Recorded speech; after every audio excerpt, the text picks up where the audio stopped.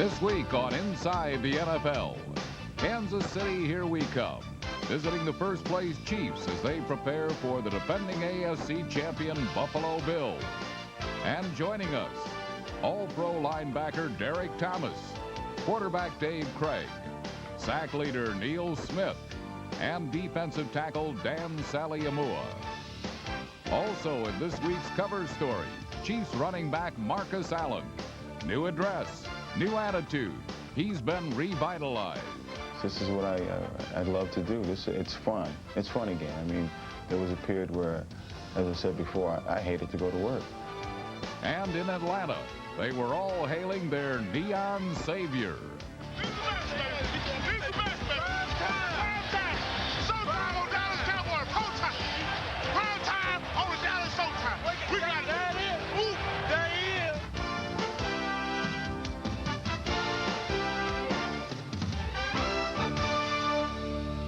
And now, from Arrowhead Stadium in Kansas City, Missouri, the show the pros watch, Inside the NFL, with your hosts, Len Dawson, Nick Buoniconti, and Chris Collinsworth. Hello, everybody. Welcome to this week's show. All of us at HBO Sports would like to say have a very happy Thanksgiving weekend. I would like to say thank you very much to my friends Nick and Chris for coming to my city, Kansas City, to do this week's show. Like we had a choice, huh? Yeah, that was a great idea. You invite us up here with American Airlines on strike. I almost don't make it. Second of all, the Chicago Bears beat your Kansas City Chiefs last Sunday. And Joe Montana, which I consider the story, he's not even playing. What are we doing here in Kansas City? I knew he'd say something like that because he wanted to stay in Miami. First of all, they did settle the American Airlines strike. He got here okay. All right, the Bears beat the Chiefs, but that was just one of the games where the favorites lost. Joe Montana, let me tell you, he is so frustrated to the point where he's sick and tired of talking about that hamstring injury, to the point where he's not talking to the television media until he starts once again. The problem is he feels he is healthy enough to play, and he wants to start now. Yeah, but don't you think Joe's being a little bit selfish through this whole thing? I mean, after all, he was brought in here as a playoff specialist. The Chiefs are going to make the playoffs even without Joe Montana, and it's his job to drive the bus from there on into the Super Bowl. And don't forget the last time Joe thought his hamstring was healthy enough to play, ended up re-injuring that thing. If I'm Marty Schottenheimer, he's right back up in that coaching booth again this week. Come on, Chris. Joe Montana is a football player first. He does not want to be put in a glass case and overprotective. He's healthy. He wants to get on the field. It killed him last week to see the Bears beat Kansas City when he was up in the coach's box. Without Joe Montana, I contend the Chiefs can't even make the playoffs. Oh, I don't buy that. They've got a one-game lead. They're 4-0 in their division. I know the Kansas City Chiefs. Now, besides Joe Montana, Marcus Allen, and a few other players, this is a relatively young football team. With this new offense, they need direction and leadership on the field. Who knows this offense better than Joe Montana? Nobody, not even the coaches. The players, the most important thing is they believe Joe Montana can take them to the Super Bowl. They need his leadership. They need it now. Oh, great. So do both of you guys want to see Joe play during the regular season and miss the playoffs? Great idea. That's right. That's right. We'll talk about that later when several of the players are on the show. We'll get their insight on that situation. Week 12 of the NFL season, and a pack of underdogs prevailed. The Bucks stunned the Vikings. The Packers dropped the Lions. And right here, the Bears sent Kansas City into a funk. Last Sunday may have looked like a soft spot in the Chiefs' schedule, but instead Kansas City took one right in the breadbasket from the Bears and their biggest doughboy. Still, Ironhead Hayward will never display quite the classic running form of the Chiefs' Marcus Allen. Here's the handoff to Marcus, running over the left guard, finds a hole, goes by the 5, breaks a tackle, he's into the end zone for a touchdown! Allen's 2 touchdown runs put the Chiefs up 14-0. But one thing people are learning about the 1993 Bears is once you have them down, it's tough to knock them out. And last Sunday, they showed the same grit and determination that has made them one of the season's most surprising teams.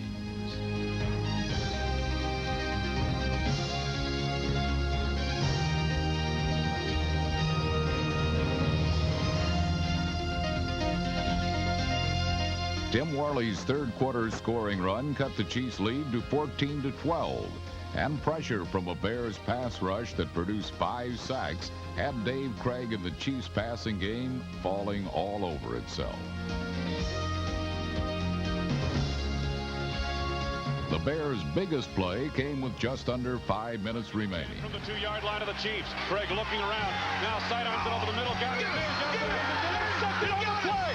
Jeremy Lincoln inside the 5. Down he goes. Jeremy Lincoln's interception set the Bears up to take the lead for the first time on the day. 3rd and goal to go. Yard and a half away. Here's the give. Anderson to the right side. Touchdown! Yeah. The Bears' upset win was a surprising setback for the first-place Chiefs, who hope to rebound this Sunday against the Bills. The Bears, meanwhile, have emerged as an unlikely contender in the NFC Central, where the Lions have made the long climb from last place to first in one season. Last Sunday, however, Detroit's title chase ran head-on into the Packers and Reggie White.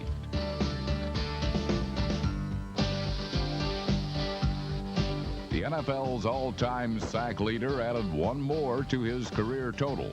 And while White has added pop to the Packer pass rush, Green Bay still has problems with an offense that at times is its own worst enemy. When they're clicking, however, Brett Favre and the Packers can be as explosive as any team in the league.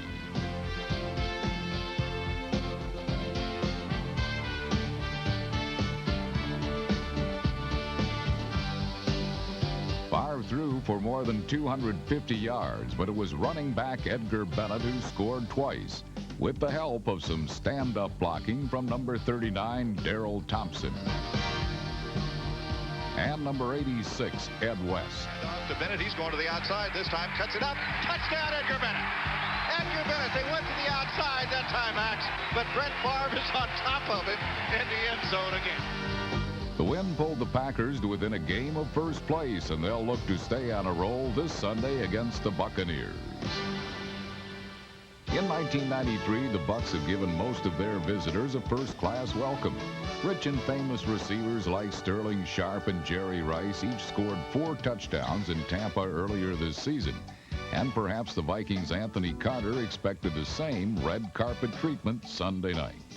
Now to set Salisbury from the 3. Has the snap, rolls out, passes, caught, touchdown, Anthony Carter! But one touchdown was all Carter and the Vikings managed on this night.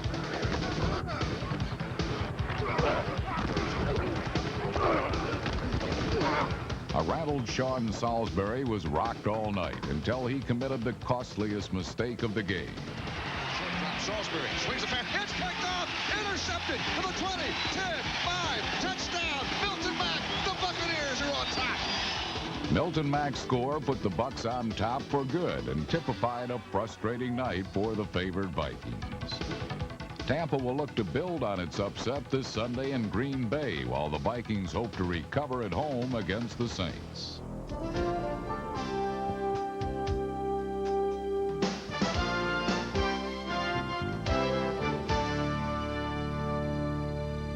My city, Kansas City, is a beautiful place, isn't it? You know, I was a quarterback when Lamar Hunt brought football to this town in 1963 when we moved our Dallas Texans and renamed the team. Back then, our Chiefs had 2 linebackers who eventually made the Pro Football Hall of Fame, Bobby Bell and Willie Lanier. The Chiefs have a player now, Derek Thomas, who may join them in Canton one day. On this afternoon, number 58 joins Chris. All right, Lenny, thank you very much. Derek, first of all, you're looking very sharp, very dapper here this afternoon. We appreciate that. Thank you. Nothing like Lenny Dawson at all. I know it's not a trend here in Kansas City. Will you please explain to me, Neil Smith was telling me earlier that hey, maybe you've got a little problem with this whole idea of being a rush backer. I've never heard of a rush backer before. What is it and what makes this new position difficult for you? Well, before this year, I had never heard of a rush backer before either, but I think it's the next phase of the outside linebacker position. It gives a guy with abilities such as myself and a lot of other young guys coming to the league now the opportunity to rush the passer and make things happen, be a primary blitzer as opposed to being in pass coverage a lot. It's not a defensive end position, which a lot of people like to term it as, because to play a true defensive end position, you have to line up over the tackle and do things that big physical people do. We get to stay out there and do a little finesse and freelancing out there at the rush backer position. One of the problems the Kansas City Chiefs defense has had over the past 6 games or so has been stopping the run. You obviously are a guy, you want to go rush the quarterback. You're trying to get it up the field. There are some offensive coordinators in the league that feel like they can run right at Derek Thomas. Your thoughts on that? Can't do it. I mean, to run right, I mean, you may get away with it once or twice, but I'll figure it out sooner or later, and I'll make some plays. I think against Chicago, that was their particular plan to run at Derek Thomas, and they were successful a couple of times. But after first quarter, second quarter went by, I started to play sound, fundamental techniques up front, and I made some plays. Well, the Bears did have some success, over 190 yards on the ground this week. Thurman Thomas, the Buffalo Bills, coming in. If you're sitting out there, a fan, tell us why Thurman Thomas is not going to have the same success. Well, see, they rushed for 190 yards, but they didn't put in that little statistic that the quarterback rushed for 61 of those 190 yards. We don't expect for Jim Kelly to run for 61 yards. Thurman is a different type back. In the last couple of weeks, we played against nothing but big, physical, bruising backs, and I mean that has a tendency to wear our defense down week in and week out. But I think we've played fundamentally sound.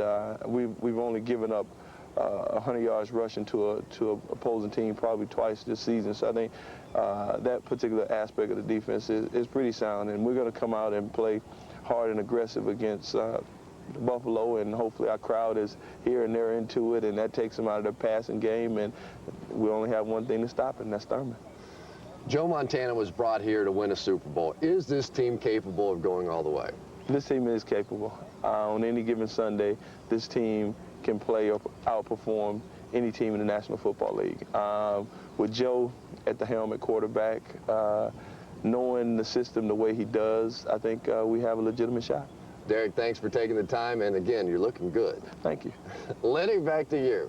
Chris, thank you very much. Nick, I have followed Derek Thomas since he was the #1 draft choice out of the University of Alabama. He is a tremendous talent. I have watched him completely disrupt other teams' offenses. Neil Smith is hurting. How do you think the Bills will play him? Lenny, I think the Bills have to come out with a double tight end, have McKellar on one side and Metzlar's on the other. They're going to front Derek Thomas on every single play. They're going to run directly at him with double teams. He's not going to be single blocked the entire afternoon, and Derek Thomas better be ready for a long, tiring Sunday afternoon. Well, the offensive tackle better be ready, because if they try to single block him, he's going to make life miserable for the offensive tackle for the Buffalo Bills. That's next week. This past week, the Bills rebounded, and we saw teams heading in opposite directions. The Chargers spiraling downward, the Jets onward and upward. Last week, the Jets harkened back to yesteryear by honoring Joe Namath and the team that upset the Colts in Super Bowl III 25 years ago. As an added tribute, the current Jets wore old uniforms and beat the Cincinnati Bengals the old-fashioned way, earning it with a conservative, up-the-gut game plan. Down Jets. Brad Baxter with his 6th touchdown of the year. Brad Baxter and Johnny Johnson scored both touchdowns as the Jets controlled the ball for 36 minutes. Touchdown. Johnny Johnson cut it back and scored. Boomer Esiason continued the reunion theme by seeking out a pair of former protectors on the Bengal offensive line. Considering Cincinnati has lost 10 straight, Boomer must be glad he won't be joining them when they face the Raiders on Sunday. If Al Davis is to add even more glitter to his jewelry collection, his team must find a way to reach the end zone, something they didn't do even once against San Diego last week, despite a 51-yard bomb from Jeff Hostetler to James Jett. Got a man open. It's James Jett. It's tipped. He caught the ball at the 31 in double coverage. 4 field goals wanted for L.A., while the ineffective Chargers were forced to switch quarterbacks. Stan Humphries passed for their only score and will start this week at Indianapolis. Scrambles left, runs, throws on the run to the end zone. Caught! Touchdown, San Diego! It hardly seems like 20 years have passed, and so Jay Simpson carved his name in stone with one of the most significant milestones in NFL history.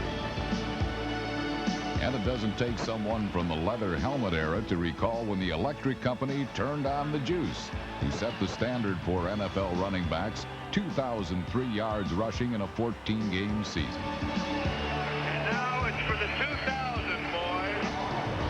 O.J. running left. O.J. 5 more. There it is. Today, Bills fans have a new and different source of power. The world's best all-purpose running back, Thurman Thomas, has led the league in total yards from scrimmage for 4 consecutive seasons.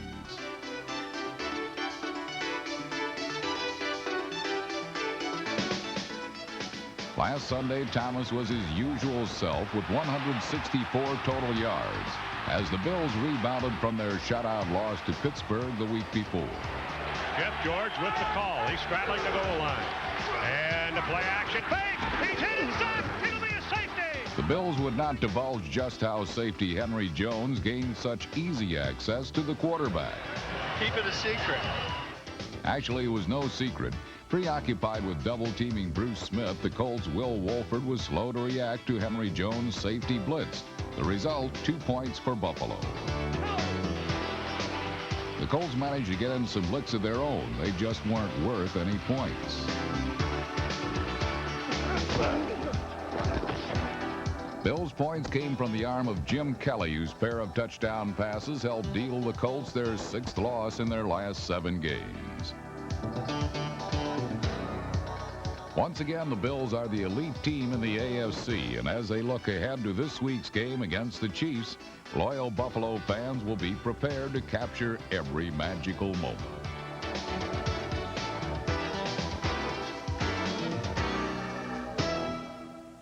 Coming up, the ex-Raider who's been reborn as a Chief, Marcus Allen, and highlights of San Francisco's Monday Night Massacre.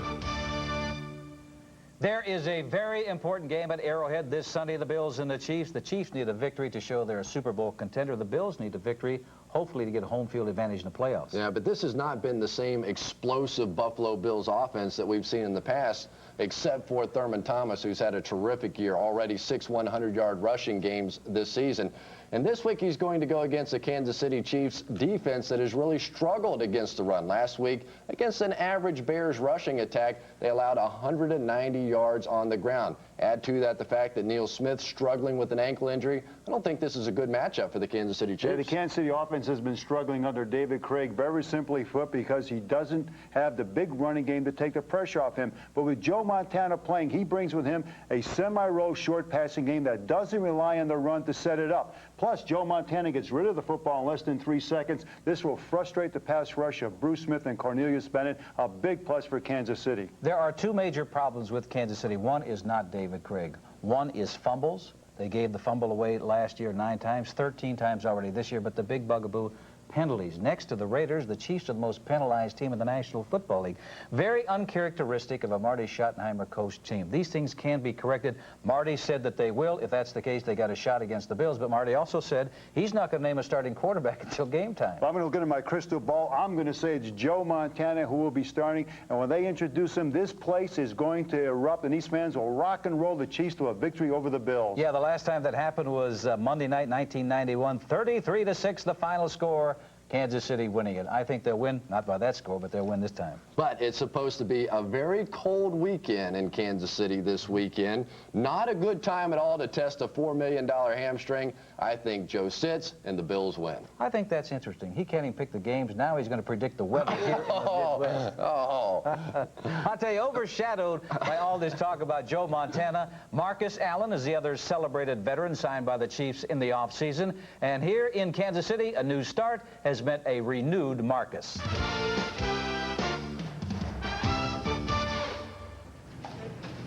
I got my stuffing, I got rolls, I got a pie. All I need now is the turkey. This is a holiday season when everyone is thankful for something, and here in Kansas City, Marcus Allen has loads to be thankful for. A year ago, it appeared as though his Hall of Fame career was suddenly derailed. He says because of a long-standing feud with Raider owner Al Davis. Well, Davis and the Raiders are long behind, and he's here with the Chiefs. He's playing, contributing, winning. His road to Canton suddenly clear again. I'm at peace just playing. This is what I love to do. It's fun again. You know, I love the guys around me. I love the staff. I love a lot of people there, but I just hated to go to work. And so what you find yourself doing is enduring. And only great things come out of passion. And I had no passion for work anymore. And now the passion's back. A passion for the game and life that was made evident to his new Chief teammates during a training camp meeting. it wasn't about really winning the Super Bowl. It was about becoming whatever you want to be. I think we have the platform to really challenge ourselves, to address our fears. This is the place. I mean, this is the most macho thing we can do out here, right? And you can really find out what you are or what you want to become. Maybe they were the words from a player who was the embodiment of the Raider mystique, or perhaps the words of a man who knew how fragile and vulnerable a professional athlete is. But now, age 33 and in his 12th season, Allen is the Chiefs' leading ball carrier and once again displaying all the right moves. The only difference, the uniform. It's kind of weird after all these years to go to Evander's Corner and listen to Emmanuel Stewart instead of George Benton and Lou Duva. I'm reminded of the phrase that Howie Long used to describe playing against Marcus Allen, like watching your wife cook in someone else's kitchen. Even his old USC college coach is getting a first-hand look at why Marcus Allen was one of the most dominant players of the 80s. His versatility, his ability to score, his natural body lean, his hands, I mean, all the things that we know about Marcus Allen, I think are going to be highlighted with a red helmet on now. And I think that our ability to highlight what he can do will simply reconfirm what all of us know, is that this is one of the truly great backs of all time. A veteran leader who nurtures the young while adding to his already impressive credentials.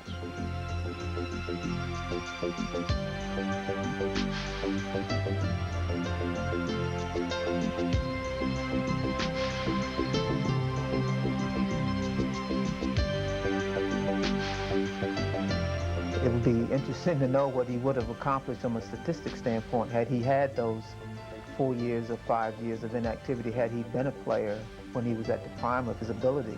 Because of the numbers that he's put up and the way he's performed, I still think he has a chance to get to Canton, Ohio. I hope so anyway. With his career back on track and recently married, Marcus Allen is enjoying life once again. So much so that he's even learned a few lessons about the Midwest. Oh, I don't want to sound like a simpleton, but everybody's vision is, you know, it's the Wizard of Oz. It's, you know, everybody has 20 acres and a tornado. I mean, that's what my, that was ignorant. Well, Toto, we're definitely not in L.A. anymore, but here in America's heartland, how about this? Marcus Allen, consummate California guy, has rediscovered his football life.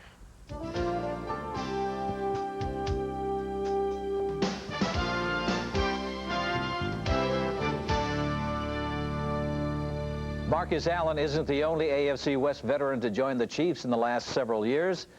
Quarterback David Craig came over last year from Seattle. He's on the field with Nick now.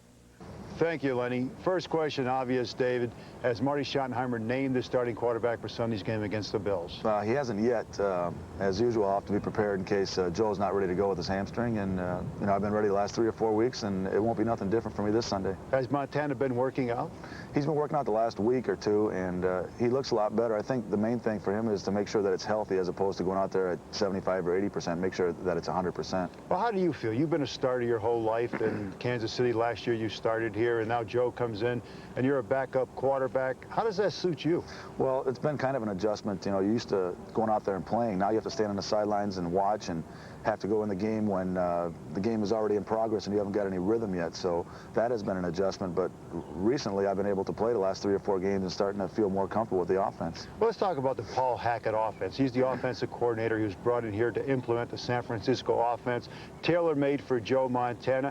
You're a drop-back passer. How do you fit into this scheme? Oh, I like this scheme. I think it's good. It makes a quarterback look good. If you can drop back and make the correct read quickly enough and get the ball into the hands of your receivers or your running backs or tight ends, let them do their work.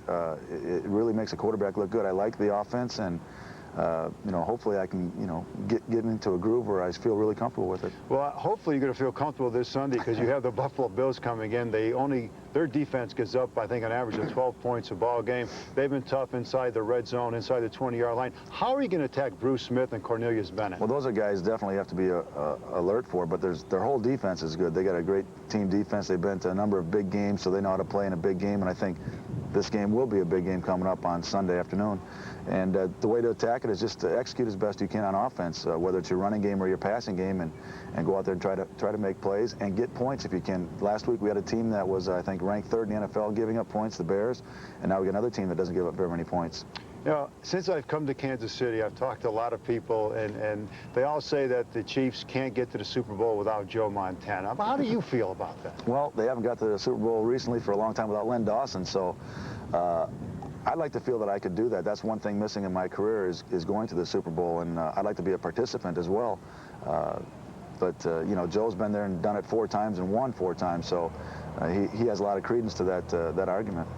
Well, David, the Super Bowl playoffs, last year's team, you quarterback last year's team. Is this year's team better than last year's team, and is it good enough to get to the Super Bowl? Well, I think it's definitely good enough to get to the Super Bowl. We've got some great additions to the team aside from Joe Montana. You got Marcus Allen that we brought in here. So we've got some quality people on this football team to take us to the Super Bowl. You have to have a lot of breaks throughout the year. You can't lose games that you're supposed to win, and you know, it's all sitting there waiting for us. We just have to go out and do it. David, you're a gutsy guy. Good luck on Sunday. Thank you, Nick. Back to you, Lenny. Nick, thank you very much. Chris, David Craig is a team guy. I followed him ever since the beginning of this Montana-Craig situation. He has handled himself with so much class and dignity. Yeah, he sure has. And in many ways, he's been treated unfairly this year. Everyone wants to compare David Craig to Joe Montana, but why do that? He's a backup quarterback. Compare him to other backups around the league. And except for that couple of week stretch there by Scott Mitchell in which he played so well, I think David Craig's played as well as any backup in football. Let's talk about his durability. Last year, as a starter, he took every snap. Because of his durability, they're able to let Joe Montana stay on the sidelines and let that hamstring completely heal. That's right. Well, Montana's former team was in ferocious form on Monday night. The 49ers taking control of the NFC West in dominant fashion. On Monday night, the 49ers played host to division rival New Orleans, but in this much-anticipated NFC West showdown, the Saints did not put up much of a fight. Down to the 46, and Wilson drops back to throw, goes deep middle, picked off, Merton Hank. Interception at the 35, breaks away to his left, he's to the 40, 45 to the 50, he's down to the 45, cuts back into the middle, 30, 25, 20, 10, they won't catch him, touchdown 49ers, Merton Hank, a remarkable interception. Merton Hank's 69-yard interception return was only the beginning of San Francisco's scoring as Steve Young and the 49ers offense added 21 points in the second quarter alone. After John Taylor's 6, 49ers fans relished in their team's apparent invincibility as the touchdowns kept adding up. Young drops back to throw, decides to run, he couldn't make it, he's diving to the end zone, touchdown, Steve Young and the 49ers. Jerry Rice brought his career TD total to 120 with 2 trips across the goal line. Come up, he's to the 10, 5, cuts inside, drives to the goal line, touchdown for Jerry Rice. He is now only 6 scores shy of tying Jim Brown's all-time NFL record. The 49ers' 4th consecutive victory has them alone atop the NFC West as they head south to take on another division rival, the Rams, who last week benched quarterback Jim Everett in the 3rd quarter in favor of backup T.J. Rubley. Down 6-0 to Washington, Rubley came in and had much better luck connecting with his receivers.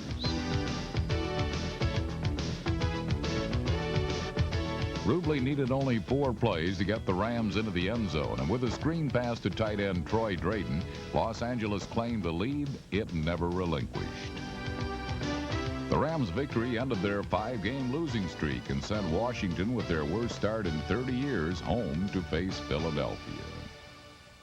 The Redskins might better their record against the Eagles this week since Philadelphia has not had a season to brag about either. In last Sunday's matchup with the Giants, the Birds were aiming for their first win since Week 5, but all they could manage was 60 minutes spent going nowhere.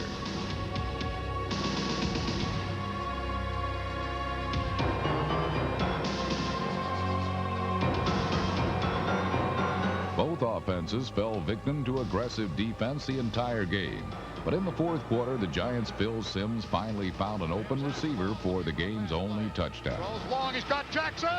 Touchdown! The Giants' win tied them with Dallas atop the NFC East as they head home to take on Phoenix this Sunday.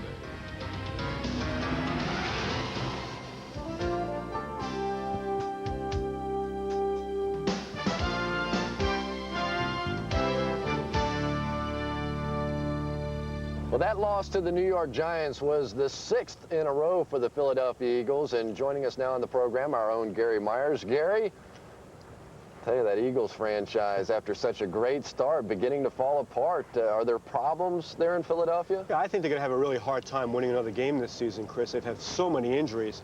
You know, Eric Allen, their all-pro cornerback, said something very interesting after the game against the Giants the other day. He said part of his motivation over the last 6 weeks is for that Eagles defense to play well enough to convince Clyde Simmons and Seth Joyner, who will both be free agents after the season, to come back and sign with the Eagles next year. It just really shows how free agency has changed the game, where teammates are trying to impress teammates in order to get them to come back. All right, well, we are in Kansas City, and of course the story is Joe Montana, but Joe's not talking to us. He's not mad, is he? No, he's not mad at you. I mean, 2 of his 4 Super Bowl rings came against your Bengals. Thank you very much for bringing that up. That's nice of you. I just think Joe is low-keying it for now. He hasn't been playing. Once he gets back in there on a consistent basis, I think he'll be talking again. Probably even to you. I understand that Joe has a very unusual treatment for his hamstring. Yeah, Ronnie Lott said he was going to call Joe to recommend an acupuncturist, but Joe had already thought of it. He's